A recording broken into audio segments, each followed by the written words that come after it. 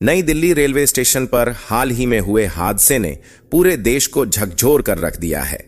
भगदड़ में कई लोगों की जान चली गई, जिनमें महिलाएं और बच्चे भी शामिल थे। इस घटना ने रेलवे की सुरक्षा व्यवस्था और प्रबंधन पर गंभीर सवाल खड़े कर दिए हैं। आखिर इस हादसे की जिम्मेदारी किसकी है? स्टेशन मास्टर, आरपीएफ या जीआरपी? आइए इस पूरे मामले को विस्तार से समझते हैं। एक कुल्ली जो 1981 से नई दिल्ली रेलवे स्टेशन पर काम कर रहा है, ने बताया कि ऐसा मंजर उसने पहले कभी नहीं देखा था। हादसा उस समय हुआ जब प्रयागराज स्पेशल ट्रेन को प्लेटफॉर्म नंबर 12 से रवाना करने की जगह अचानक प्लेटफॉर्म नंबर 16 से रवाना करने की घोषणा कर दी गई। यह बदलाव लोगों के बीच अफरा तफरी का कारण बना। प्लेटफॉर्म 12 और बाहर इंतजार कर रही भीड़ ने जैसे ही प्लेटफॉर्म 16 की ओर रुख किया, भगदड़ मच गई। इस दौरान लोग एस्केलेटर और सीढ़ियों से गिरने लगे। कुलियों ने तुरंत स्थिति को संभालने की कोशिश की और 15 लोगों को बचाया, लेकिन चारों तरफ जूते और कपड़े बिखरे पड़े थे। पुलिस और फायर ब्रिगेड को बुलाने का काम भी कुलियों ने किया। हादसे की वजह? एक पुलिस अफसर जो लंबे समय तक जीआरपी में तैनात रहे हैं, ने बताया कि रेलवे स्टेशन पर भीड़ के मुताबिक उचित प्रबंधन नहीं किया गया था। 1. रेलवे ने हर घंटे में करीब 1500 जनरल टिकट बेचे, जिससे भीड़ बढ़ती गई। 2. प्रयागराज जाने वाली 2 ट्रेनें रद्द कर दी गई थीं, जिससे दबाव और बढ़ गया। 3. प्लेटफॉर्म बदलने की अंतिम समय की घोषणा ने स्थिति को और खराब कर दिया। रेलवे और सुरक्षा एजेंसियों की जिम्मेदारी? रेलवे स्टेशनों की सुरक्षा और प्रबंधन की जिम्मेदारी 3 मुख्य संस्थाओं पर होती है। 1. रेलवे अधिकारी, स्टेशन मास्टर और संबंधित अधिकारी स्टेशन की व्यवस्था और प्रबंधन के लिए जिम्मेदार होते हैं। 2. Railway protection force, RPF. RPF का गठन 1957 में रेलवे परिसरों और संपत्ति की सुरक्षा के लिए किया गया था।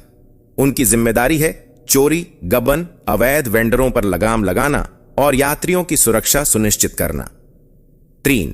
Government railway police, GRP.